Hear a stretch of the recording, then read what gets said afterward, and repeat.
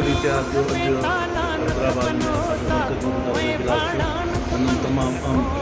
फ़ैसिला कया विया आहिनि ख़ासि तौर ते तालीमी इदारनि जे लाइ जेका कोरोना जी वॾी साज़िश आहे उन जे लाइ असां अस्करी इतिहाद ही फ़ैसिलो कयो आहे त 29 अगस्त ते सॼी सिंध जे प्रेस क्लबुनि ते पासां ख़ासि करे इतिहाद जा उहिदेदार वर्कर झंडनि सां तालीमी सिंध जी तालीम खे बचाइण जे लाइ पंहिंजो एहतजाज नोट कराईंदा